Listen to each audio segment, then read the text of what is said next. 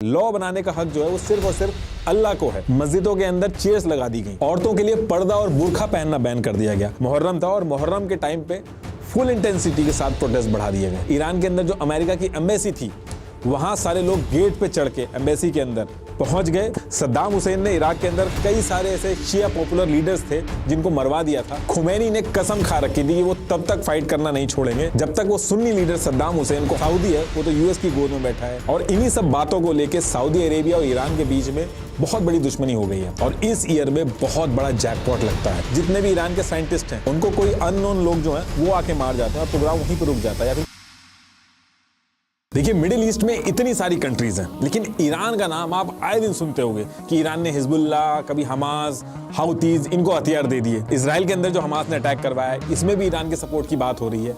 तो ऐसा क्या फायदा है ईरान का जो पूरी दुनिया के खिलाफ जाके ऐसे ग्रुप्स को सपोर्ट कर रहा है? वहीं सऊदी अरेबिया और ईरान दोनों मुस्लिम कंट्रीज हैं। फिर ऐसी क्या बात हुई कि दोनों एक दूसरे के दुश्मन बन गए? यूएस और ईरान की एक टाइम पे बहुत अच्छी दोस्ती थी, फिर ऐसा कौन सा इंसिडेंट हुआ कि ईरान और यूएस एक दूसरे के जानी दुश्मन बन गए? अभी कुछ दिन पहले ही अटैक करवाया यूएस ने ईरान की पोस्ट पे।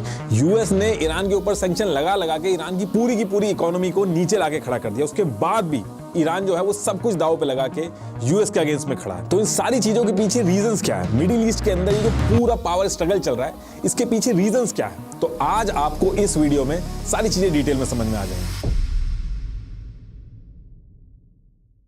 अच्छा, ये सारी चीजें डिस्कस करने से पहले एक दो चीजें वो डिस्कस करना जरूरी है, पहले वो डिस्कस कर लेते हैं। देखिए, हजरत प्रॉफिट मोहम्मद की डेथ के बाद कौन नया खलीफा बनेगा इसको लेके जो मुस्लिम कम्युनिटी थी इसमें एक कंफ्लिक्ट स्टार्ट हो गया था। एक ग्रुप चाहता था कि हजरत प्रॉफिट मोहम्मद के फ्रेंड हजरत अबू बकर वो खलीफा बने, और दूसरा ग्रुप चाहता था हजरत प्रॉफिट मोहम्मद के दामाद हजरत अली वो खलीफा बने। अब इसको लेके मुस्लिम कम्युनिटी जो है वो दो ग्रुप्स में डिवाइड हो गई थी। हजरत अबू बकर को खलीफा मानने वाले सुन्नी मुस्लिम हुए और हजरत अली को खलीफा मानने वाले शिया मुस्लिम हुए।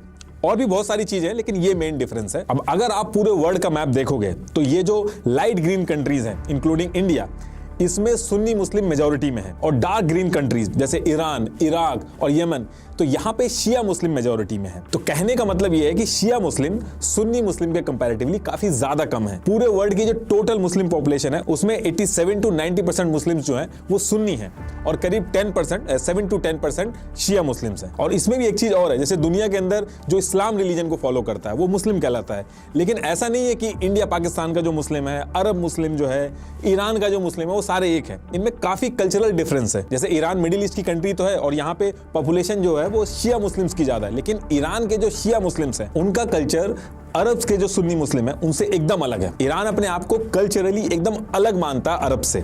ईरान में फारसी बोली जाती है। ईरान मिडिल ईस्ट में है लेकिन अरब लीग का मेंबर नहीं है। अरब कंट्रीज वो हैं जहां अरेबिक बोली जाती है, वहां के मुस्लिम अरब मुस्लिम्स कहलाते हैं। अरब पूरे मिडिल ईस्ट में मेजॉरिटी में। अब ऐसा कोई स्पेसिफिक ऑफिशियल डिफाइंड मैप नहीं है मिडिल ईस्ट का, लेकिन जनरली 17 मिडिल ईस्ट कंट्रीज में से 13 अरब कंट्रीज हैं।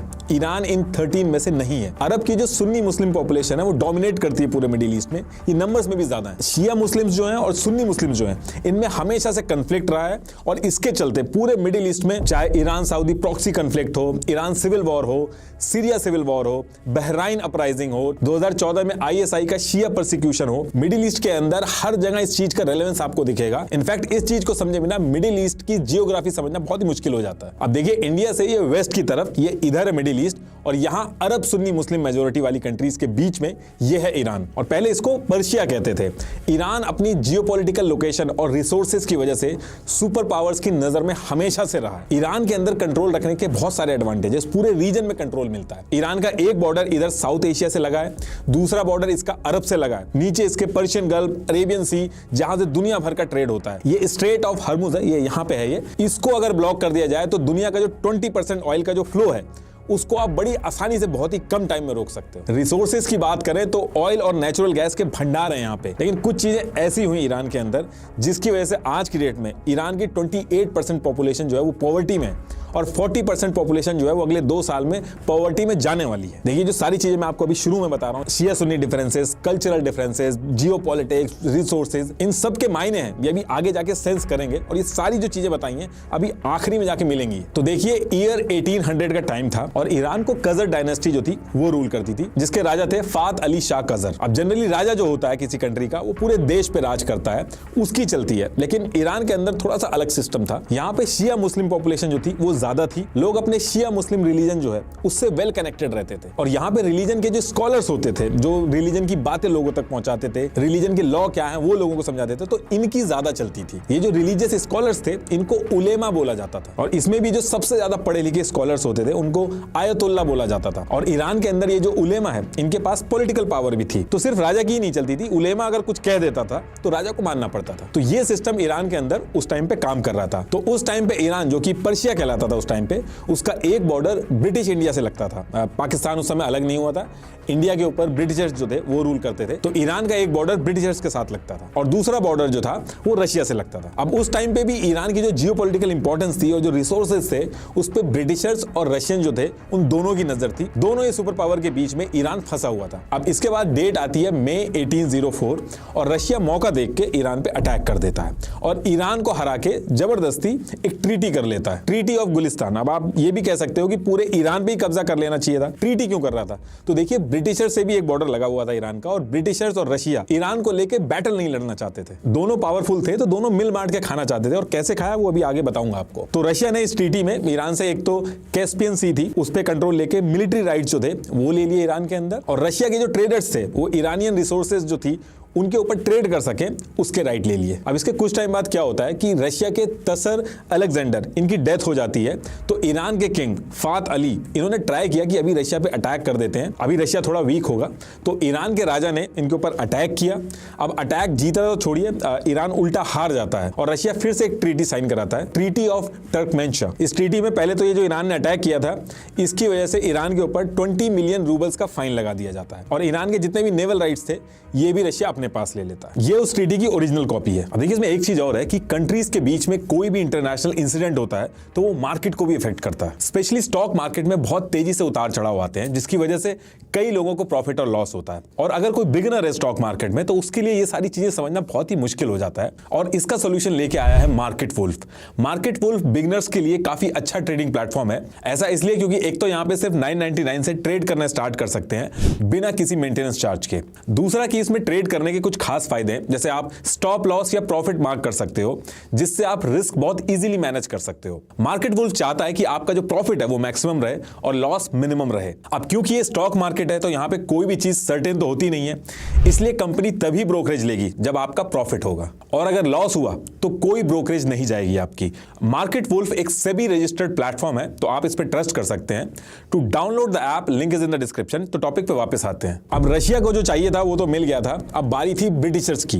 अक्टूबर 1834 का टाइम था, फात अली शाह की डेथ हो गई थी, मोहम्मद शाह जो थे वो राजा बनते हैं, और इनकी भी डेथ के बाद 5 सितंबर 1848 को इनके बेटे नासिर अल दिन शाह ईरान के राजा बनते हैं। ये थोड़ा एग्रेसिव थे, इन्होंने राजा बनने के कुछ ही साल बाद करीब 1856 में एक एरिया था हेरत नाम से, जिसको राजा नासिर जो थे वो ईरान का हिस्सा मानते थे, और इसको ईरान के अंदर लेने के लिए ये अटैक कर देते हैं, और यहाँ पे ब्रिटिशर्स को एक मौका मिलता है और ब्रिटिशर्स मौका देख के उल्टा अटैक कर देते हैं। पहले तो ईरान को वापस भेजते हैं और उसके बाद ब्रिटिशर्स भी ट्रीटी ऑफ पेरिस साइन करा लेते हैं। सेम जो चीजें रशिया को नॉर्थ में मिली थी वही सारी सेम चीजें ब्रिटिशर्स को साउथ ईस्ट एरिया में मिल गई थी ईरान के। तो ये ट्रीटी वगैरह करके रशिया और ब्रिटिशर्स ने ईरान को अपने अपने तरीके से बांट लिया था और अपना अपना हिस्सा ले रहे थे, और दोनों को लड़ाई नहीं करनी पड़ रही थी। अब जब ये सारी चीजें हो रही थी तो इससे होता क्या है कि जो ईरान का लोकल ट्रेडर थे, इनको बाजारी बोलते थे उस टाइम पे, तो इनका बहुत नुकसान होने लगा था। जिस ईरानियन मार्केट पे वो पहले अकेले ट्रेड करते थे, अब उस पे ब्रिटिशर्स और रशिया के जो ट्रेडर्स थे उनसे कंपटीशन बढ़ गया था। इसकी वजह से ईरान के जो बाजारी यानी ट्रेडर्स थे उनका बहुत भारी नुकसान हुआ था। ईरान की जो पूरी टेक्सटाइल इंडस्ट्री थी वो पूरी तरीके से बाजारी यानी ट्रेडर्स के हाथ से निकल गई थी। और बात यहाँ पे भी नहीं रुकती है। ईयर 1890 में ईरान की जो टोबैको इंडस्ट्री थी उसको भी ईरान के जो राजा नासिर थे उन्होंने ब्रिटिशर्स को दे दिया था। अब टेक्सटाइल इंडस्ट्री तक तो झेल गए थे, लेकिन टोबैको जो था वो ईरान के अंदर बहुत ज्यादा कंज्यूम होता था। छोटे से लेके बड़े तक सारे जितने भी ट्रेडर्स थे उनका घर इससे चलता था। टोबैको बहुत ज्यादा कंज्यूम होता था ईरान के अंदर, तो ये बहुत बड़ा सेटबैक था आम जनता के लिए। तो इसको लेके जगह जगह पे ईरान के अंदर प्रोटेस्ट शुरू हो गए थे, और ये सब कहने लगे थे लोग कि राजा जो है वो विदेशी जो लोग हैं उनके हाथों बिक गया है। और बात इतनी बढ़ जाती है कि जो शुरू में मैंने आपको बताया था मुस्लिम उलेमा जो होता था, जो रिलीजियस स्कॉलर्स होते थे, उनको बीच में आना पड़ा। उलेमा के आने से राजा के ऊपर प्रेशर बहुत ज्यादा बढ़ जाता है। ईयर 1892 में राजा के ऊपर बहुत ज्यादा प्रेशर पड़ता है। इन सारी चीजों को वो समझता है और ये ट्रीटी थी इसको कैंसिल कर देता है। अब इस इंसिडेंट के बाद होता क्या है कि राजा जो था उसको लोग हल्के में लेने लगे थे, और जो उलेमा था उसका कद ईरान के अंदर बहुत ज्यादा बढ़ गया था। और इसके 4 साल बाद 1896 में मिर्जा रिजा खरमानी इस नाम का एक आदमी था, उसने राजा नासिर की हत्या कर दी। ये हत्या करने बाद की मिर्जा की ओरिजिनल पिक है। अब इनकी डेथ के बाद सेम डे 1 मई 1896 को नासिर के बेटे मुजफ्फर अल दीन को किंग बना दिया जाता है। और ये भी रशिया और ब्रिटिशर्स के बीच में फंस के रह गए थे, ज्यादा कुछ ये भी नहीं कर पाते हैं। अब जिस साल मुजफ्फर किंग बने थे, इसी साल यूके का एक आदमी था विलियम डी आर्की, ये दुनिया भर में स्पेशली ऑस्ट्रेलिया में माइनिंग वगैरह करता था ऑयल की। और इसके हाथ में एक रिपोर्ट लगती है जिसमें यह था कि ईरान के अंदर ऑयल निकलने की ह्यूज पॉसिबिलिटी है। और जब ये रिपोर्ट डीआरकी के पास आती है तो डीआरकी मौके का फायदा उठा के ईरान के राजा मुजफ्फर से मीटिंग करता है और 16 अप्रैल 1901 को एक एग्रीमेंट साइन कराने के लिए रेडी कर लेता है। इस एग्रीमेंट में यह था कि आने वाले 60 साल तक विलियम डीआरकी ईरान के अंदर ऑयल को ढूंढेगा और ढूंढने के बाद अगर ऑयल निकलता है तो उसको टेक्नोलॉजी का यूज करके एक्सट्रैक्ट करना है और उसको मार्केट के अंदर ट्रेड करके बेचना है और प्रॉफिट बनाना है। और ये सारी चीजें ब्रिटिशर्स का जो साउथ जोन था उसी एरिया में करना था। इस एग्रीमेंट में यह भी था कि जो भी ऑयल निकाल के प्रॉफिट बनेगा उसका 16% ईरान को देना होगा और एनुअल भी एक अमाउंट फिक्स किया गया था कि वो ईरान को देना होगा। अब यहां से विलियम डीआरकी, जिसको ब्रिटिशर्स का पूरा सपोर्ट था, वो एक कंपनी बनाता है ईरान की गवर्नमेंट के साथ मिलकर और इस कंपनी का नाम था एंग्लो पर्शियन ऑयल कंपनी। और ये जो कंपनी है, आगे चल के इस कंपनी की वजह से बहुत सारी मुसीबतें खड़ी हो गई थी ईरान के लिए। तो अब होता क्या है कि ऑयल ढूंढा जाता है। शुरू में ऑयल ढूंढने में पैसा और टाइम बहुत ज्यादा लगता है। विलियम डीआरकी जो थे वो अपना पूरा पैसा लगा चुके थे और जब उनके पास पैसा खत्म हो गया था, जो ब्रिटिश गवर्नमेंट थी उन्होंने उनको पैसा दिया और पैसा दे के वो उनसे शेयर ले लेती थी इस कंपनी के। तो मेनली जो शेयर्स थे इस कंपनी के, वो ज्यादा से ज्यादा शेयर ब्रिटिश गवर्नमेंट के पास आ गए थे और आगे चल के इस कंपनी का नाम चेंज भी हुआ था, ब्रिटिशर्स पेट्रोलियम हो गया था। अब ये कंपनी तो बन गई थी, ऑयल भी ढूंढा जा रहा था, लेकिन ऑयल मिला नहीं था अभी तक ईरान में। अब इसके बाद ईयर आता है 1908 और इस ईयर में बहुत बड़ा जैकपॉट लगता है और बहुत बड़ी ऑयल फील्ड निकलती है ईरान के अंदर। अभी जैकपॉट तो निकला था, लेकिन इसका प्रॉफिट जो था वो ब्रिटिशर्स के पास जाना था। ब्रिटिशर्स इसके बाद पूरा का पूरा ऑयल निकाल के बेचना स्टार्ट कर देते हैं और ईरान को उसका 16% मिल जाता है और एनुअली भी उसका जो अमाउंट फिक्स था वो उसको मिल जाता है। अब देखिए, इस चीज को लेके एग्रीमेंट तो पहले कर लिया था ईरान ने, लेकिन आप एक बार सोच के देखिए, अगर आपके घर के पास जैकपॉट ऐसा लगे और जिसपे आपका हक हो और आपको बाद में पता चले कि ये तो कोई गोरा आके ले जाएगा, तो ईरान के लोगों में भी बहुत ज्यादा गुस्सा आ गया था इस चीज को लेके कि इतना बड़ा जैकपॉट लगा है जो कि हमारा है, लेकिन उसके बाद भी हम उसका प्रॉफिट नहीं उठा पाएंगे। और यहां से ईरान के अंदर दिक्कतें स्टार्ट होती हैं, जिसका इंपैक्ट आज भी ईरान के ऊपर पड़ता है। इस पूरे इंसिडेंट के बाद ईरान के अंदर जो ईरान के लोग थे वो बात करने लग गए कि जो राजा है वो तो बिका हुआ है, वो किसी काम का नहीं है, और एक पैरेलली एक अलग सिस्टम बनाने की बात शुरू होने लगी। जो शुरू में मैंने आपको उलेमा के बारे में बताया था, जो रिलीजियस स्कॉलर्स थे, उन्होंने क्या किया, उन्होंने लोगों के सपोर्ट से ईरान के अंदर जो राजशाही, जो मोनार्की चल रही थी, उसको एज इट इज चलने दिया। उसके पैरेलल में एक इस्लामिक कॉन्स्टिट्यूशन चला दिया जिसमें वोटिंग, इलेक्शन, सारी चीजें होंगी। मतलब कि राजा अपना राज करता रहेगा, लेकिन उलेमा जो है उसका भी से होगा और इसको नाम दिया गया मजलिस। जैसे इंग्लैंड के अंदर कॉन्स्टिट्यूशनल मोनार्की है जहां पे क्वीन और राजा होते हैं, लेकिन पार्लियामेंट वगैरह वो सारा सिस्टम अलग चलता है। उसी से मिलता जुलता जो सिस्टम था वो ईरान के अंदर भी इंप्लीमेंट हो गया था। मतलब कि राजा अपना राज करेगा, लेकिन जो लॉ वगैरह होंगे, बाकी जो इंपॉर्टेंट डिसीजन होंगे, उसमें मजलिस जो है उसका भी से रहेगा। बेसिकली रिलीजियस ग्रुप जो थे ईरान के अंदर, उनके पास पॉलिटिकल पावर आ गई थी। इसको अलग अलग नाम दिए गए, Islamic consultative assembly, Iranian parliament भी बोला गया और ईरानियन मजलिस भी बोला गया। अब क्योंकि ये जो मजलिस थी ये पूरी तरीके से रिलीजियस स्कॉलर जो थे वो अपने हिसाब से रन करते थे, तो इन्होंने लॉ भी उसी के हिसाब से बनाया। जैसे शिया मुस्लिम रिलीजन जो है उसको ईरान का ऑफिशियल रिलीजन अनाउंस कर दिया गया। राजा और मजलिस जो थे वो ईरान को मिलकर चला रहे थे, लेकिन एक्चुअल में हो ये रहा था कि मजलिस जो थी वही डिसीजन ले रही थी, ईरान की गवर्नमेंट की तरह एक्ट कर रही थी वो, और राजा सिर्फ नाम का बचा था। अब इसके बाद डेट आती है 16 जुलाई 1909। राजा मुजफ्फर अल दीन, इनकी डेथ हो जाती है और इनके जो बेटे थे मोहम्मद अली शाह, ये राजा बनते हैं। और इनके बेटे जो थे वो अपने पिताजी से थोड़े अलग थे। ये ईरान के अंदर जो मजलिस का जो कॉन्सेप्ट था इसके बिल्कुल अगेंस्ट में थे। इनका ये मानना था कि राजा कुछ कर ही नहीं पाता है, सारे के सारे जो डिसीजंस थे वो मजलिस ले रही थी, वोटिंग और कॉन्स्टिट्यूशन बना के, राजा सिर्फ नाम का था। अब मोहम्मद अली शाह क्या करते हैं, मोहम्मद अली शाह आर्मी की मदद लेते हैं और ये जो मजलिस के जो लीडर वगैरह थे इनके ऊपर अटैक करा देते हैं और इनको जेल वगैरह में बंद करा देते हैं। अब राजा जो था उसने मजलिस को बंद तो करा दिया था, लेकिन मजलिस को लोगों का सपोर्ट था। एक साल बाद 1909 में मजलिस ने क्या किया, उसने अपने खुद के फाइटर बना के राजा के ऊपर अटैक करा, उसके जो लीडर थे उनके ऊपर अटैक किया, और जैसे ही सारी बातें आउट ऑफ कंट्रोल हो गई, मोहम्मद अली जो राजा थे वो ये सारी चीजें देख के रशिया भाग जाते हैं। तो इस पर्टिकुलर टाइम पे ईरान को कोई भी राजा गवर्न नहीं कर रहा होता है, पूरा का पूरा मजलिस जो थी वो कंट्रोल कर रही थी।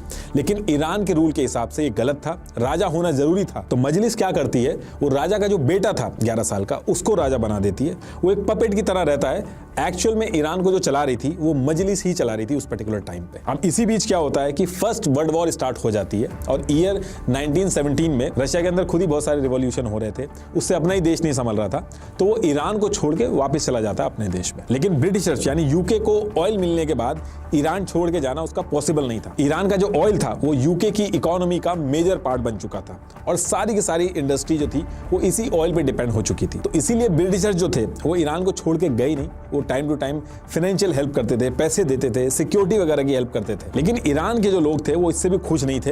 ये जो ब्रिटिशर जो ऑयल लेके जा रहे थे और पूरा का पूरा प्रॉफिट या ज्यादा से ज्यादा प्रॉफिट अपने पास रख रहे थे, इससे लोग बिल्कुल भी खुश नहीं थे। और इसी वजह से मजलिस क्या करती है, वो ब्रिटिशर्स को कहती है कि हमें आपकी कोई भी फाइनेंशियल हेल्प नहीं चाहिए, कोई भी आपकी सिक्योरिटी नहीं चाहिए, आप अपना देश संभालिए और ईरान को छोड़ के चले जाइए। शुरू में तो ब्रिटिशर्स ने साफ मना कर दिया कि वो नहीं जाएंगे, लेकिन फिर इंटरनेशनल प्रेशर पड़ता है तो ब्रिटिशर्स को जाना पड़ता है। अपने सारे ऑफिशियल्स जो थे वो ईरान से ब्रिटिशर्स निकाल लेते हैं। लेकिन ब्रिटिशर्स जो थे वो इतना बड़ा नुकसान झेलने की हालत में नहीं थे। तो होता क्या है कि ईरान की जो आर्मी थी उसमें एक आर्मी हेड था रेजा खान पहलवी। ब्रिटिशर्स क्या करते हैं, रेजा खान पहलवी को पूरा सपोर्ट करते हैं और रेजा खान ईरान के अंदर तख्ता पलट कर देते हैं। ईरान का जो राजा था रेजा, उसको यूरोप भिजवा देते हैं। लेकिन रेजा खान को पता था कि मजलिस जो है उसको लोगों का सपोर्ट है, तो उसने खत्म नहीं किया मजलिस को, बल्कि रेजा खान ने क्या किया, मजलिस के अंदर जो लीडर्स थे उनको कुछ को पैसा खिलाया, कुछ को अपने सपोर्ट में रखा, कुछ को अपने लीडर से रिप्लेस कर दिया और जो नहीं माने उनकी हत्या करवा दी। तो मजलिस को हटाने की बजाय मजलिस का जो पूरा कंट्रोल था वो अपने पास रख लिया और मजलिस को एकदम वीक कर दिया। और इस पर्टिकुलर टाइम पे जैसे ही ईरान के राजा रेजा खान पहलवी बनते हैं, कजर डायनेस्टी का एंड होता है और ईरान के अंदर पहलवी डायनेस्टी ये शुरू होती है। देखिए ये सारी चीजें मैं आपको बता रहा हूं, अभी ये आगे जाके सारी की सारी करंट सिचुएशन से रिलेट करेंगे, जैसे यूएस की एंट्री होती है। अब रेजा खान जो थे उनके ऊपर वेस्टर्न पावर जो थी उनका पूरा इन्फ्लुएंस था। ये एक सेकुलर और मॉडर्न लीडर बन के सामने आए और ईरान को पूरी तरीके से मॉडर्नाइज कर दिया। जैसे 1928 में ईरान के अंदर आदमियों को यूरोपियन स्टाइल में ड्रेस पहनना कंपलसरी कर दिया गया, हैट लगाना कंपलसरी कर दिया गया, मस्जिदों के अंदर चेयर्स लगा दी गई, औरतों के लिए पर्दा और बुर्खा पहनना बैन कर दिया गया, औरतों को जॉब करने के लिए एनकरेज किया, उनके लिए गवर्नमेंट जॉब निकाली गई, कैफेज और सिनेमा के अंदर लड़कियों को जाना अलाउ किया गया। आज अगर आप देखोगे तो बहुत ज्यादा पर्दा है, लेकिन उस टाइम पे औरतें ऐसे रहती थी। ये उस टाइम के ईरान गर्ल्स बास्केटबॉल टीम की पिक्चर है। ये उस टाइम पे लड़के ऐसे कपड़े पहनते थे। ये अभी आगे आपको समझ में आ जाएगा कि ये सारी चीजें चेंज होके ये जो पर्दा सिस्टम अभी है ये किस तरीके से आ गया। अभी जो रेजा खान थे ये सारी चीजें कर तो रहे थे लेकिन सिलेक्टिव तरीके से कर रहे थे। मॉडर्नाइजेशन और सेकुलरिज्म इंप्लीमेंट तो किया इन्होंने, लेकिन अपने हिसाब और इंटरेस्ट के हिसाब से किया। जैसे मीडिया और प्रेस हो गई, इनके ऊपर सेंसरशिप की, ट्रेड यूनियन को बैन किया, पॉलिटिकल पार्टीज को दबाया, मजलिस जो थी उसको वीक किया। रेजा खान के साथ सबसे बड़ी दिक्कत ये हो रही थी कि वो एक तरफ मॉडर्नाइजेशन तो कर रहे थे लेकिन दूसरी तरफ उन्होंने टैक्स बढ़ा दिए थे। और टैक्स से रेवेन्यू तो आ रहा था ईरान के पास, लेकिन जो गरीब तबका था उसकी हालत बहुत खराब हो गई थी, उसके लिए चीजें बहुत महंगी हो गई थी। तो जो गरीब तबका था वो रेजा खान से बिल्कुल खुश नहीं था। रेजा खान ने अपने टाइम पे ईयर 1933 में जो एंग्लो पर्शियन ऑयल कंपनी थी जो आगे चल के ब्रिटिशर्स पेट्रोलियम बनी, उसमें ईरान का जो प्रॉफिट था उसमें जो हिस्सा था 16% का, उसको बढ़ा के 20% करा दिया था और जो एनुअली जो पैसा देती थी ब्रिटिश कंपनीज उसको भी बढ़वा दिया था। लेकिन ईरान की जो जनता थी उसको इससे कुछ फर्क पड़ा नहीं। ईरान की जनता को अपने ऑयल पे पूरा कंट्रोल चाहिए था। तो ये सारी चीजें चलती रहती हैं। इसके बाद सेकेंड वर्ल्ड वॉर शुरू हो जाती है। यूके और रशिया यानी कि सोवियत यूनियन वॉर में एक तरफ थे, तो आगे चल के यूएस ने भी यूके और रशिया का जो ग्रुप था उसको ज्वाइन कर लिया। ये तीनों एक तरफ थे। अब ईरान जो था वो इस पूरी वॉर में न्यूट्रल था। लेकिन जब बड़ी वॉर्स होती हैं तो ये जो न्यूट्रल कंट्रीज होती हैं ये बेट खेलती हैं कि कौन जीतेगा। और शुरू में क्या हो रहा था कि जर्मनी जो थी उसका ऐसा लग रहा था कि जर्मनी जीतेगी, तो ईरान ने जर्मनी से भी अपनी बातचीत स्टार्ट करी थी, उसको भी एंटरटेन करना चालू किया था। रेजा खान ने जर्मनी के साथ भी ट्रेड और ईरान के अंदर ऑयल एक्सट्रैक्शन की बात स्टार्ट कर दी। जर्मनी के कई सारे डिप्लोमेट जो थे वो ईरान के अंदर आके बैठ गए थे और यूके और रशिया यानी कि सोवियत यूनियन जर्मनी के अगेंस्ट में थे। वो नहीं चाहते थे कि जर्मनी ईरान के अंदर आए। एक तो जर्मनी अगर ईरान के अंदर आके बैठेगा तो यूके और रशिया को जो वॉर में एडवांटेज मिल रहा था लॉजिस्टिक वगैरह सप्लाई करने का वो चला जाता, और जर्मनी जो था उसको यूके, यूएस, रशिया इन तीनों के ऊपर एक अलग एडवांटेज मिलता, जो कि ये तीनों नहीं चाहते थे। ऊपर से ईरान का जर्मनी के साथ ऑयल का डिस्कशन स्टार्ट होने से ब्रिटिशर जो थे वो भी बहुत ज्यादा गुस्सा हो गए थे। उनको अपनी ऑयल इंडस्ट्री खतरे में लग रही थी। तो यूके और रशिया ने ईरान को बहुत ज्यादा समझाया कि जर्मनी को ईरान के अंदर से बाहर कर दे, लेकिन जर्मनी को बाहर करना ईरान के लिए भी इतना आसान नहीं था।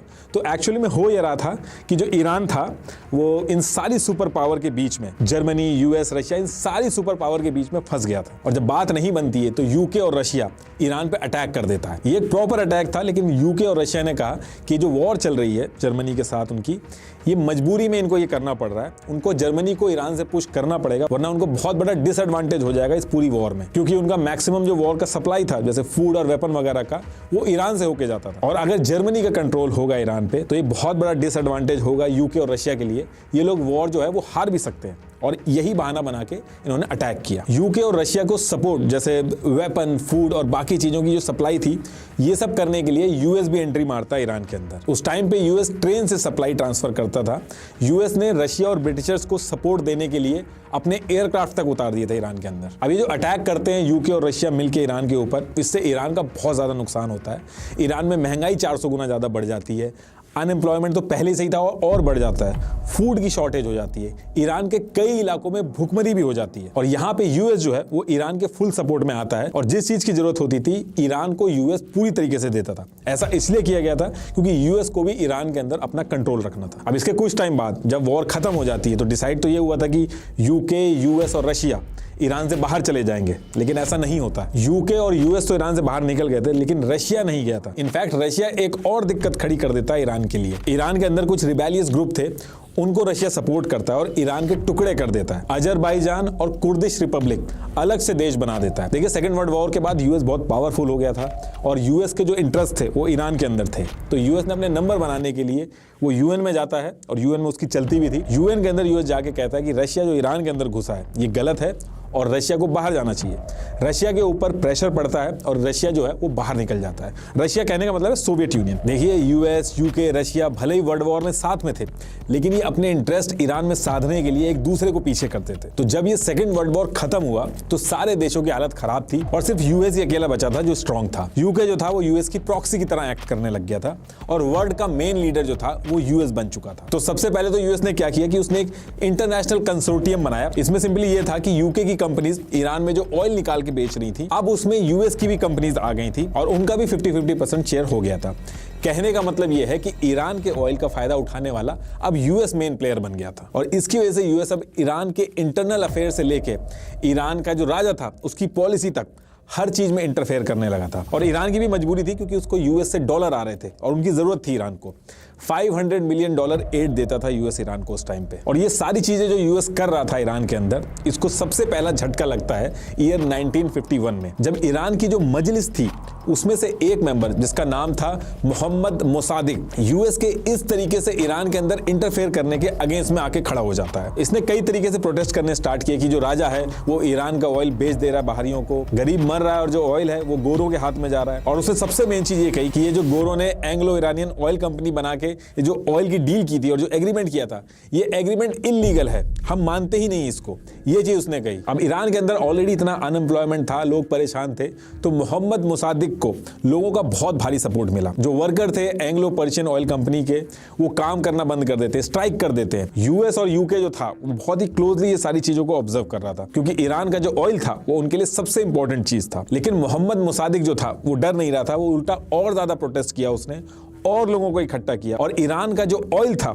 उसको नेशनलाइज करवा दिया उसने। नेशनलाइज कराने का मतलब था कि अब यूके, यूएस की जो कंपनी थी वो नहीं बेचेंगी ईरान का ऑयल, बल्कि ईरान खुद अपने देश का ऑयल निकालेगा और बेचेगा। और इसका इतना इंपैक्ट होता है कि मोहम्मद मोसादिक जो था उसको ईरान का पीएम बना दिया जाता है। राजा जो था वो एज इट इज था, लेकिन वो पीएम के आगे हेल्पलेस था, क्योंकि लोगों का भारी सपोर्ट था पीएम को। अब यूके और यूएस के लिए बहुत बड़ा सेटबैक था, तो यूके और यूएस ने कहा कि ईरान के अंदर ये जो ऑयल का नेशनलाइजेशन हुआ है ये एग्रीमेंट ब्रीच करता है, और इसकी वजह से ईरान के ऊपर यूएस और यूके ने जम के सैंक्शंस लगाए।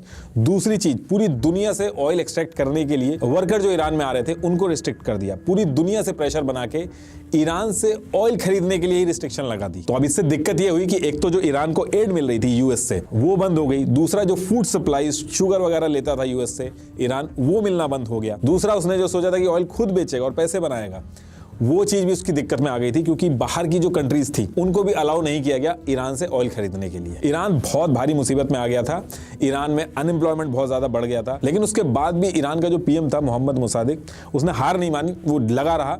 अब इसके बाद क्या होता है कि यूएस और यूके क्या करते हैं, ईरान के अंदर CIA और MI6 इनको भेजते हैं, और ये ऑन रिकॉर्ड है। डिस्क्रिप्शन में इसका जो ओरिजिनल रिलीज डॉक्यूमेंट है उसका लिंक दे दूंगा, आप एक बार पढ़ लीजिएगा, और सारी डिटेल मैं वहीं से बता रहा हूं। तो इनको ईरान में भेजा, मोहम्मद रेजा को भारी सपोर्ट दिया हर तरीके से, और मोहम्मद जो पीएम था उसको उसकी पोस्ट से हटा दिया गया, और रेजा खान इसके बाद पूरी तरीके से यूएस के हिसाब से चलने लगा, और फिर से ऑयल का जो पूरा एडवांटेज था वो यूएस और यूके की जो कंपनीज थी उनको मिलने लगा। अब आप इसमें आयरनी देखिए कि यूएस और वेस्ट जो है वो डेमोक्रेसी की और फ्रीडम ऑफ स्पीच की इतनी बात करता है, लेकिन इस जगह पे वो पीएम को हटा के, यानी कि डेमोक्रेसी के अगेंस्ट एक राजा को एस्टैब्लिश कर रहे थे, मोनार्की को एस्टैब्लिश कर रहे थे। अब इसके बाद ईयर आता है 1963, और यहां से जो चीजें थी वो और हीटअप होती हैं।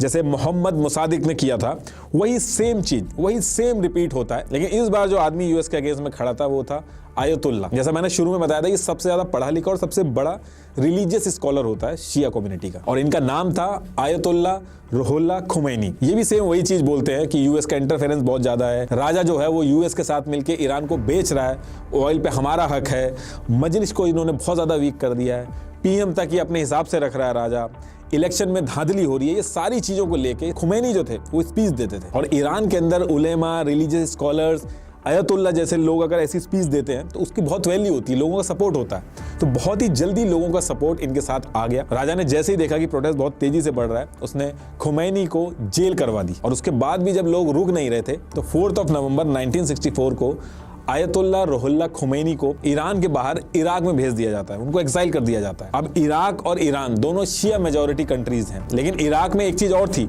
जो इराक की लीडरशिप थी जैसे सद्दाम हुसैन वगैरह, ये सुन्नी मुस्लिम थे।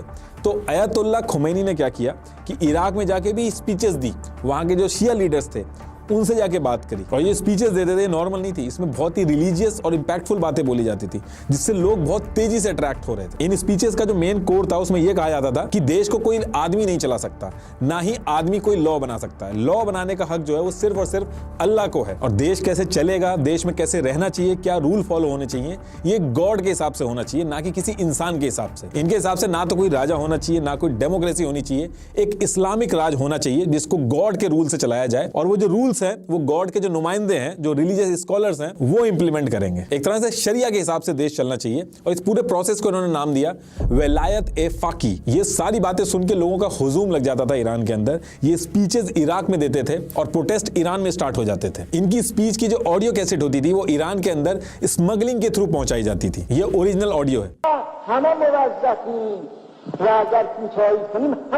ये जो आइडिया था इसको ईरान के अंदर बहुत ज्यादा सपोर्ट मिला, और लोग ईरान के अंदर जगह जगह पे प्रोटेस्ट करने लगे। ईरान की जो ऑयल फील्ड्स थी वहां पे स्ट्राइक्स होने लगी, काम बंद कर दिया वहां पे लोगों ने। और ये सारी चीजें देख के इराक के अंदर जो सद्दाम हुसैन थे वो डर गए थे कि कहीं इराक के अंदर ये जो शिया पॉपुलेशन है ये सुन के इराक के अंदर भी प्रोटेस्ट ना स्टार्ट कर दे। और ये सारी चीजें देख के सद्दाम हुसैन ने खुमैनी को इराक से बाहर निकाल दिया, और इनको फिर फ्रांस जाना पड़ा। एक्चुअली खुमैनी का जो आइडिया था देश चलाने का, इसको लेके मोनार्की यानी कि राजशाही, डेमोक्रेसी, सारे लीडर्स डरते थे इससे, क्योंकि अगर ये जो आइडिया है ये लोगों में प्रोपेगेट होने लगा, लोग इसके सपोर्ट में आ गए, तो उनकी जो गद्दी थी वो खतरे में आ जाती। तो खुमैनी जो थे वो बहुत बड़ी बड़ी पावर्स के अगेंस्ट में आके खड़े हो गए थे। अब ये सारे प्रोटेस्ट वगैरह डे बाय डे ईरान में आउट ऑफ कंट्रोल होते जा रहे थे, और मोहम्मद रेजा जो थे, जो ईरान के राजा थे, वो और ज्यादा डरने लगे थे। इस डर में उन्होंने कुछ ऐसे फैसले लिए जो बहुत ज्यादा बैकफायर कर गए उनको। वो क्या करते थे, जो भी प्रोटेस्ट करता था, कोई पॉलिटिकल लीडर या रिलीजियस फिगर राजा के अगेंस्ट में जो बोलता था, उसके खिलाफ आर्मी भेज देते थे, पुलिस भेज देते थे, मारपीट करवाते थे। न्यूज मीडिया के ऊपर भी रिस्ट्रिक्शंस लगा दी थी, न्यूज के अंदर क्या छपेगा ये भी राजा डिसाइड खुद करने लगा था। अक्टूबर 1977 को लोगों ने इकट्ठा होकर सड़कों पे आके प्रोटेस्ट करना स्टार्ट कर दिया, और बहुत ज्यादा बड़ी भीड़ आई थी। इसमें सबसे ज्यादा यूनिवर्सिटी के जो स्टूडेंट्स थे उन्होंने हिस्सा लिया था। ये प्रोटेस्ट छोटे मोटे प्रोटेस्ट नहीं थे, ये देखिए दूर दूर तक भीड़ थी। खुमैनी की पिक लगा के प्रोटेस्ट हुए। जनरली किसी देश के अंदर जब रेवोल्यूशन होता है और लोग रोड पे आते हैं तो उसके रीजंस बहुत अलग होते हैं, जैसे टैक्स ज्यादा बढ़ा दिया गया हो, वॉर के अंदर कोई गलत डिसीजन ले लिया हो, ये सारी चीजें होती हैं। लेकिन ईरान का जो रिवॉल्यूशन था वो एकदम अलग था। ये जो पूरा रिवॉल्यूशन था ये एक तरह से यूएस के ऊपर हेट से डेवलप हुआ था। उस टाइम पे ऐसे पोस्टर लगाते थे ईरान के लोग, ये ऐसे जगह जगह पे यूएस के फ्लैग जलते थे। अब इसके बाद 6 जनवरी 1978 को एक और दिक्कत होती है। आयतुल्लाह खुमैनी जो थे उनके बारे में राजा कुछ न्यूज़पेपर में गलत लिखवा देते हैं और इसके बाद प्रोटेस्ट और भड़क जाते हैं। ये एक साइकिल की तरह बन गया था। लोग प्रोटेस्ट करते थे, राजा आर्मी और पुलिस भेज के लाठी डंडे चलाते थे, उसमें कुछ लोग मरते थे और फिर जो लोग मरते थे उनके लिए प्रोटेस्ट होते थे। तो एक साइकिल बन गई थी और इस साइकिल का राजा के पास कोई सोल्यूशन ही नहीं था। यूएस भी ये सारी चीजें देख के डर गया था। यूएस ने राजा को मिलिट्री का सपोर्ट भेजा और बोला कि अगर आपसे नहीं संभल रहा है तो यूएस अपनी मिलिट्री भेज देगी। और इससे लोग और भड़क गए कि यूएस जो है वो ईरान के अंदर अपना कंट्रोल बढ़ा रहा। राजा से जब बात नहीं संभली तो ईरान के अंदर मार्शल लॉ इंपोज कर दिएगा। इसमें जितने भी सिविल राइट्स वगैरह होते हैं लोगों के वो खत्म हो जाते हैं। लेकिन उसके बाद भी प्रोटेस्ट नहीं रुके। पूरी की पूरी जो इकोनॉमी थी ईरान की वो बैठ गई। दिसंबर 1978 में मुहर्रम था और मुहर्रम के टाइम पे फुल इंटेंसिटी के साथ प्रोटेस्ट बढ़ा दिए गए। अब राजा और उसके जो लीडर थे उनकी जान पे बनाई थी। राजा को कैंसर ऑलरेडी था तो उन्होंने बहाना बनाया और इलाज कराने के बहाने से ईरान को एज इट इज छोड़ के यूएस चले गए अपना इलाज कराने। और राजा के जाते ही खुमैनी वापस आते हैं ईरान में। इनका स्वागत बहुत भारी भीड़ में होता है। ये वो इमेज है उस टाइम की, ये न्यूज़पेपर है। ईरान आते ही खुमैनी ने क्या किया, पीएम वगैरह जो थे उन सबको हटा दिया और अप्रैल 1979 को वोटिंग करवाई गई, जिसमें 98% वोटिंग इस हक में हुई कि ईरान को ना तो कोई राजा चाहिए, ना कोई डेमोक्रेसी का मॉडल चाहिए, बल्कि ईरान को इस्लामिक रिपब्लिक बनाना चाहिए। और वोटिंग इसके हक में हुई। और जैसे ही वोटिंग हक में हुई तो ईयर 1979 में एक इस्लामिक रिपब्लिक देश बन गया ईरान। इसी को ईरान में इस्लामिक रेवोल्यूशन बोला जाता है, जिसने ईरान को हमेशा के लिए बदल के रख दिया। और ईरान के अंदर एक थियोक्रेसी का एस्टेब्लिशमेंट हुआ।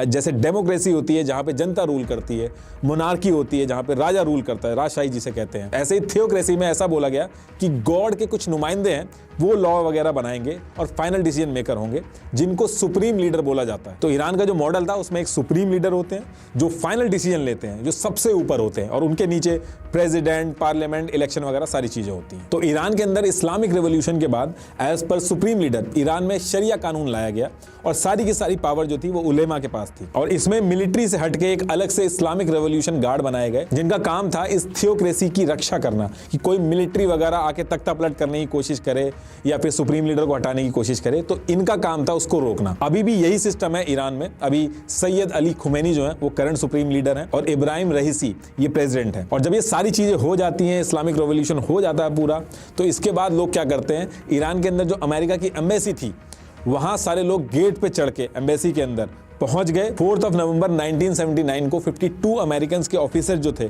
उनको बंदी बना लेते हैं लोग और कहते हैं कि ईरान का जो राजा था, जिसने प्रोटेस्ट के टाइम पे बहुत ज्यादा अत्याचार करे थे हम लोगों पे और जो कि कैंसर के बहाने यूएस में जाके बैठा है, उसको वापस भेजो, उसको हम सजा देंगे, और अगर आप उसको वापस नहीं भेजोगे तो हम ये जो आपके एम्बेसी के अंदर जो ऑफिसर्स हैं इनको नहीं छोड़ेंगे। लेकिन इसके कुछ टाइम बाद रेजा, जो कि यूएस के अंदर इलाज कराने गए थे, जिनकी डिमांड कर रहे थे, उनकी डेथ हो जाती है बीमारी की वजह से, और अल्जीरिया ने बीच बचाव करके अमेरिकन जो थे जिनको बंदी बना लिया था उनको रिलीज करवा दिया। ईरान ने 444 डेज तक 52 अमेरिकन को बंदी बना के रखा था। ईरान में इस्लामिक रिवॉल्यूशन के बाद आयतुल्लाह खुमैनी ने एक और ऐसी बात बोल दी जिसको लेके इराक, सऊदी अरब, कुवैत, आसपास के जितने भी मुस्लिम देश के लीडर्स थे वो टेंशन में आ गए। खुमैनी ने कहा कि अल्लाह के अलावा किसी इंसान का राज करना किसी देश पे ये गलत है और हम बाकी देश में भी यही क्रांति लाएंगे और इस चीज को फैलाएंगे। अब सऊदी अरेबिया हो, इराक हो, बाकी अरब वर्ल्ड हो, हर जगह पे राजा ही देश चलाते हैं। और उन्होंने देखा था कि ईरान के अंदर कैसे राजा और यूएस जो कि सुपर पावर था कुछ नहीं कर पाए थे। अब इराक जो था वो बिल्कुल बगल में था ईरान के,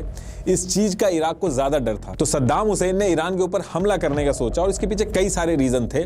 पहला ये था कि ईरान के बॉर्डर से इस्लामिक रेवोल्यूशनरी गार्ड जो थे उनके प्रॉक्सी घुस रहे थे, इराक में राजशाही के खिलाफ स्पीचेस दे रहे थे। सद्दाम हुसैन ने इराक के अंदर कई सारे ऐसे शिया पॉपुलर लीडर्स थे जिनको मरवा दिया था, उसके बारे में बातें बहुत ज्यादा तेजी से चलने लगी थी। इसके साथ साथ और भी बहुत सारे रीजन थे इराक के ईरान के ऊपर हमला करने के पीछे। जैसे खुजिस्तान के एरिया को लेके ईरान और इराक में डिस्प्यूट थे, इस पे इराक कंट्रोल लेना चाहता था, यहाँ बहुत सारी रिसोर्सेज थी। और इसके साथ साथ शत अल अरब वाटरवे, ये दोनों ही देशों के लिए ऑयल एक्सपोर्ट के लिए बहुत ही इंपॉर्टेंट पार्ट था। लेकिन इसको भी ईरान ने इराक से प्रेशर बना के आपस में शेयर कर लिया था। इराक ने सोचा था कि इस टाइम जब ईरान में मिलिट्री वीक है, इसका फायदा उठा के अटैक करना सही रहेगा और ये सारी सारी चीजें जो अनस्टेबिलिटी रीजन के अंदर फैली हुई है इसका सोल्यूशन ले लेते हैं। लेकिन जैसा सोचा था वैसा होता नहीं है। इराक को कुवैत, जॉर्डन, सऊदी अरेबिया हर कोई सपोर्ट कर रहा था, सब चाह रहे थे कि ईरान को हरा दिया जाए। लेकिन दूसरी तरफ खुमैनी ने कसम खा रखी थी कि वो तब तक फाइट करना नहीं छोड़ेंगे जब तक वो सुन्नी लीडर सद्दाम हुसैन को हटा नहीं देते। ये वॉर 1980 से 1988 करीब 8 साल तक चलती है, लेकिन कोई सोल्यूशन नहीं निकलता है। लास्ट में यूएन को इसमें घुसना पड़ता है और फिर जाके सीज फायर होता है। अब इसके कुछ टाइम बाद खुमैनी की जो हेल्थ थी वो खराब हो जाती है।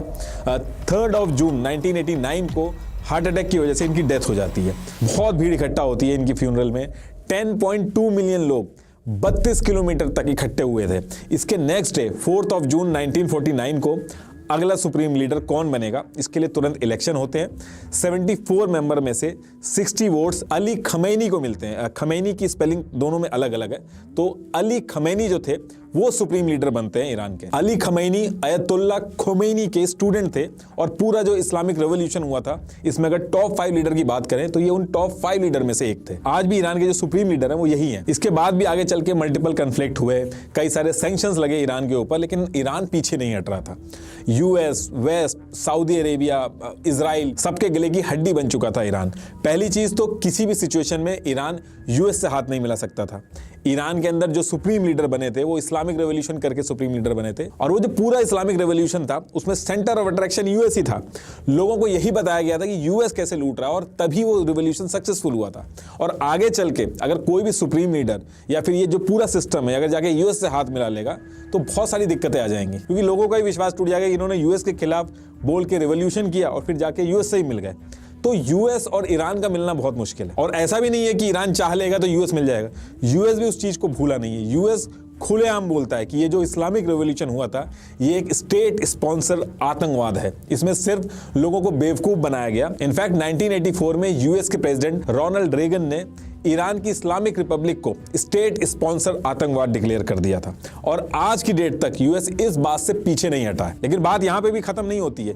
यूएस की जो प्रॉब्लम है मिडिल ईस्ट के अंदर वो कुछ और भी है। अगर मैं आपसे पूछूं कि पूरी दुनिया के टॉप 5 या फिर टॉप 10 ऑयल रिजर्व जो है वो किस कंट्री के पास है, तो टॉप 5 में 3 countries Iran, Iraq, Saudi Arabia, ये मिडिल ईस्ट से हैं। ये मैप में अगर आप देखिए इतना छोटा सा जो एरिया है, लेकिन पूरे वर्ल्ड का जो ऑयल है वो कंट्रोल होता है यहाँ से। और अगर मैं आपसे वर्ल्ड की टॉप न्यूक्लियर वॉरहेड जो कंट्रीज हैं उनके बारे में पूछूं वो टॉप पे कौन से हैं, तो US, Russia, UK, France, China, India, Pakistan, सबके नाम मिलेंगे आपको। लेकिन आपको एक भी मिडिल ईस्ट की ऑयल प्रोड्यूसिंग कंट्री का नाम नहीं मिलेगा आपको न्यूक्लियर वॉरहेड की लिस्ट में, और होंगे भी नहीं। ये कभी जिंदगी में नहीं होने देंगे। अब आप इस पे कहोगे कि ईरान तो बना रहा है, ईरान बनाने वाला है, तो हाँ देखिए ईरान के बनने की पॉसिबिलिटी है, लेकिन उसके पीछे भी काफी गेम चल रहे हैं। अभी देखिए जब तक मिडिल ईस्ट में अकेले, सिर्फ और सिर्फ अकेले इजराइल के पास न्यूक्लियर रहेंगे तब तक इजराइल डोमिनेट करेगा, और जब तक इजराइल डोमिनेट करेगा तब तक मिडिल ईस्ट के ऊपर यूएस अपनी मनमानी करेगा, यूएस का कंट्रोल रहेगा। और चाइना और रशिया जो है वो बिल्कुल नहीं चाहते हैं कि यूएस अपनी चलाए, तो धीरे धीरे ईरान को सपोर्ट कर रहे हैं कि ईरान और स्ट्रांग हो, और ईरान स्ट्रांग होगा सिर्फ और सिर्फ न्यूक्लियर से। एक न्यूक्लियर डेटरेंस के बारे में आपने सुना होगा। इसकी वजह से 2 न्यूक्लियर कंट्रीज जो हैं वो आपस में नहीं लड़ पाती हैं, अब बीच बचाव हो जाता है। आप सोच के देखिएगा कि कोई 2 न्यूक्लियर कंट्री और वो आपस में लड़ गई हो, नहीं लड़ने दिया जाता है। अभी इजराइल की मैं बात करूं तो ईरान को कितना भी जाके मार ले या फिर पैलेस्टीन में कितना भी कुछ कर ले, इतना ज्यादा कोई बीच बचाव नहीं करेगा। लेकिन अगर ईरान के पास न्यूक्लियर आ गया तो फिर ये लड़ाई बैलेंस हो जाएगी, दुनिया लड़ाई होने नहीं देगी इसको। तो ईरान को न्यूक्लियर देके इस पूरे रीजन में पावर को बैलेंस करने की कोशिश की जा रही है। जैसे यूएस के अगेंस्ट में जो कंट्रीज हैं वो नहीं चाहती कि अकेला यूएस यहाँ पे राज करे, इसलिए वो चाहते हैं कि ईरान न्यूक्लियर पावर बन जाए, उससे पावर बैलेंस हो। जैसे जब इंडिया न्यूक्लियर पावर बन गया था तो पाकिस्तान को भी बहुत कंट्रीज ने हेल्प करी थी न्यूक्लियर बनाने के लिए। ईरान का जो न्यूक्लियर पूरा प्रोग्राम है वो भी बड़ी कॉम्प्लिकेटेड स्टेट में है। देखिए न्यूक्लियर वेपन बनाने के लिए एक अलग यूरेनियम चाहिए होता है, यूरेनियम 235 आइसोटोप, ये यूज होता है। लेकिन मैक्सिमम जो नेचुरल यूरेनियम मिलता है वो मिलता है यूरेनियम 238। अब इस यूरेनियम 238 को एनरिच करके यूरेनियम 235 बनाया जाता है। तो ये जो पूरा बनाया जाता है इस पूरे प्रोसेस को ही कहा जाता है यूरेनियम एनरिचमेंट। न्यूज में आपने बहुत वर्ड सुना होगा। तो ईरान जो है वो यूरेनियम का एनरिचमेंट कर रहा है।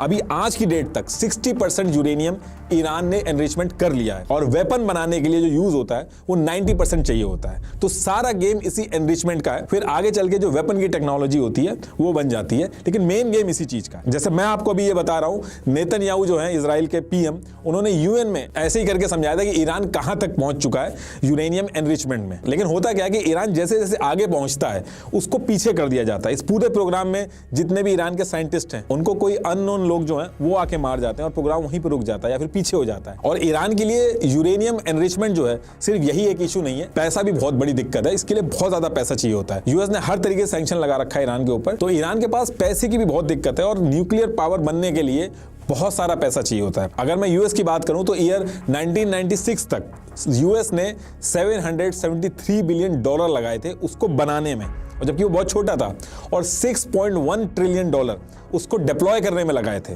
डिप्लॉयमेंट में ज्यादा पैसा लगता है। एक एटॉमिक ऑडिट इस नाम से आपको एक फाइल मिल जाएगी इंटरनेट पे, उसमें ये सारी चीजें मेंशन है। तो ईरान के सामने पैसे की भी दिक्कत है, और इसके साथ साथ इजराइल और सऊदी अरेबिया ये भी बहुत बड़ा चैलेंज है ईरान के लिए। ये दोनों नहीं चाहते कि ईरान वहां पे स्ट्रांग बने, और ईरान और सऊदी जो है वो जो इस्लामिक रिवॉल्यूशन हुआ था उससे पहले तो दोस्त थे, लेकिन उसके बाद से उनमें बहुत बड़ी राइवलरी हो गई है। ईरान जो है वो मिडिल ईस्ट की सबसे पुरानी कंट्री है, इसका बहुत लंबा इतिहास है। वहीं सऊदी अरेबिया की बात करें तो वो सिर्फ अभी 1932 में बनी है, और बनते ही वो पूरे मुस्लिम वर्ल्ड का लीडर बन गया है। होली प्लेसेस जो है वो भी सऊदी में है, और वहीं ईरान इतना पुराना होके मिडिल ईस्ट के अंदर उसके पास जमीन भी कम है सऊदी अरेबिया के कंपैरेटिवली, और वो लीडर भी नहीं है। ईरान की बात करें तो 1.64 मिलियन स्क्वायर किलोमीटर एरिया है ईरान के पास, जिसमें 8.79 करोड़ ईरान की पॉपुलेशन रहती है। वहीं सऊदी अरेबिया जो सिर्फ 1932 में बना था उसके पास 2 मिलियन स्क्वायर किलोमीटर का एरिया है, और जिसमें सिर्फ 3.6 करोड़ पॉपुलेशन रहती है उसकी। तो पहली चीज तो ये जो डिफरेंस है ये ईरान को कम पसंद है।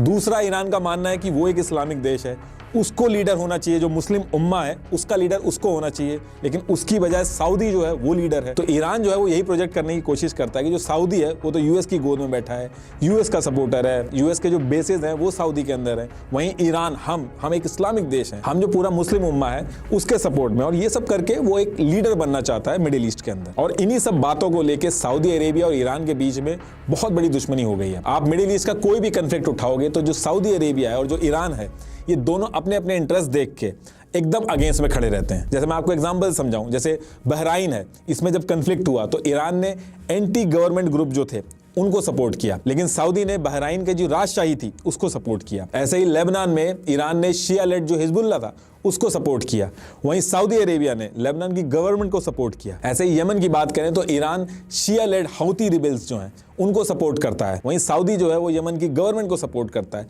सुन्नी पॉपुलेशन को सपोर्ट करता है। अभी 2016 में ही सऊदी के अंदर एक शिया रिलीजियस फिगर थे, निम्र अल निम्र, इन्होंने प्रोटेस्ट किया सऊदी के अंदर कि ये राजशाही नीचे होनी चाहिए और सऊदी अरेबिया के अंदर इलेक्शन होने चाहिए। तो सऊदी अरेबिया ने इसमें ईरान का हाथ बता के निम्र अल निम्र जो थे उनको मौत की सजा सुना दी। थोड़ा सा भी रिस्क सऊदी नहीं लेता। सिर्फ सऊदी ही नहीं, पूरे मुस्लिम वर्ल्ड ने देखा है कि ईरान के अंदर सिर्फ 1 साल के अंदर यूएस और राजा इतने पावरफुल होके भी घुटनों पे आ गए थे, तो वो बिल्कुल भी रिस्क नहीं लेना चाहते। और ईरान ने भी अपने कई सारे स्टांस चेंज किए हैं, अलग अलग स्ट्रेटजीज लगाई हैं इस पूरे मिडिल ईस्ट का लीडर बनने के लिए। जैसे पहले वो खाली शिया की बात करता था, आज की डेट में वो शिया और सुन्नी दोनों की बात करता है, क्योंकि उसको समझ में आ गया है कि जब भी शिया और सुन्नी का डिवाइड होता है तो उसको नुकसान होता है। ईरान बिना शिया और सुन्नी दोनों के सपोर्ट के मुस्लिम वर्ल्ड का लीडर नहीं बन सकता। जैसे मैं आपको हमास का एग्जाम्पल बताऊं, हमास एक सुन्नी लेड ग्रुप है, और हमास पे एलिगेशन भी लगते रहे हैं कि जो गाजा के अंदर शिया माइनॉरिटी है उसका एक्सप्लॉइट करते हैं लोग, लेकिन उसके बाद भी हमास को सपोर्ट करता है ईरान अपने इंटरेस्ट पूरे करने के लिए। पैलेस्टीन के जितने भी बाकी ग्रुप हैं वो नेशनलिज्म की बात करेंगे, अरब वर्ल्ड के सपोर्ट में रहते हैं, लेकिन हमास जो है वो इजराइल के अगेंस्ट में रहता है, और इसलिए हमास और ईरान की बहुत अच्छे से पड़ती है। और किसी भी सिचुएशन में ईरान को इजराइल के अगेंस्ट में खड़ा रहना ही होगा, क्योंकि यहां से ही उसके इंटरेस्ट पूरे होंगे। एक तो जेरूसलेम जो है वहां पे रिलीजियस डिस्प्यूट है, और अगर ईरान मुस्लिम वर्ल्ड का लीडर बनने की बात करता है और रिलीजियस डिस्प्यूट में मुस्लिम के साथ नहीं खड़ा रहेगा तो वो बन नहीं पाएगा। दूसरा, इजराइल जो है वो एक जूस देश है, पैलेस्तीन जो है वो एक मुस्लिम देश है। पैलेस्तीन का जो इशू है वो पूरे वर्ल्ड के जो मुस्लिम हैं उनके लिए बहुत बड़ा कॉज है। ईरान इस मुस्लिम वर्ल्ड के बहुत बड़े कॉज को अगर किसी तरीके से पूरा कर देता है तो मुस्लिम वर्ल्ड में बहुत बड़ा बन के निकलेगा, और इन केस अगर नहीं भी कर पाता है, स्ट्रगल भी करता है अपनी प्रॉक्सीज के थ्रू, तो भी उसको फायदा है, क्योंकि मुस्लिम वर्ल्ड में ये मैसेज जाएगा कि सऊदी जो इतना स्ट्रांग है वो यूएस की गोद में जाके बैठा है, वहीं ईरान जो है जो कि वीक है उसके बाद भी वो स्ट्रगल कर रहा है, वो अपनी इकोनॉमी की नहीं सोच रहा है, उसके बाद भी लड़ रहा है वो। और अभी करंट सिचुएशन की बात करूं तो ईरान डायरेक्ट नहीं लड़ सकता, चाहे वो यूएस हो या इजराइल हो, किसी के भी सामने इजराइल की जो मिलिट्री पावर है वो वीक है। खाली मैं ईरान के एयर अटैक की बात करूं तो इजराइल से बहुत पीछे, यूएस से तो बहुत ही ज्यादा पीछे। लेकिन 1979 के इस्लामिक रेवोल्यूशन जब हुआ था उस टाइम भी ईरान के पास इतनी बड़ी मिलिट्री पावर नहीं थी। खुमैनी उसके बाद भी जीते थे। ईरान के अंदर इस्लामिक रिवॉल्यूशन आया था। ईरान ये जो हुतीज, हिजबुल्ला, हमास, इनके साथ मिलकर जो प्रॉक्सी वॉर कर रहा है, यूएस और इजराइल दोनों के लिए सरदर्द बना हुआ है। ईरान के जो इस्लामिक रिवॉल्यूशनरी गार्ड्स हैं, उसकी जो 5 ब्रांचेज हैं, उसमें से एक कुद्स फोर्स है जो इंटेलिजेंस और उनका फुल टाइम जॉब है हिजबुल्ला, हमास, ऐसी जो प्रॉक्सीज हैं इनको हथियार वगैरह देना और इनको सपोर्ट करना। ये जो इमेज में रेड में आप देख रहे हैं ये सब ईरान की प्रॉक्सीज है जो इजराइल और यूएस के अगेंस्ट में खड़ी होती हैं। ये जो आप देख रहे हैं इमेज में, ये इतने अटैक कर चुके हैं 2018 से। और अगर ये हमास, हिजबुल्ला, हौतीज ये आगे चल के अपनी कंट्रीज के अगर लीडर बनेंगे तो सबसे बड़ा जो फायदा होगा वो ईरान का होगा और ईरान का जो इंटरेस्ट है वो पूरा हो जाएगा। तो ईरान इन सारी चीजों को एक लॉन्ग टर्म इन्वेस्टमेंट की तरह से देख रहा है। अभी वो सैंक्शंस वगैरह जो हैं वो उसके ऊपर लग चुके हैं, इकोनॉमी उसकी चली गई है, लेकिन लॉन्ग रन में जो वो सोच रहा है, जिसको लेके वो आगे बढ़ रहा है, प्रॉक्सीज को सपोर्ट कर रहा है, अगर 70 to 80% भी पूरा होता है तो ईरान जो चाहता है वो हो जाएगा। लास्ट में एक बार फिर से आपको बता दूं कि मार्केट वुल्फ ऐप का लिंक मैंने डिस्क्रिप्शन में दे दिया है, एक बार डाउनलोड करके जरूर यूज करिएगा। Thank you.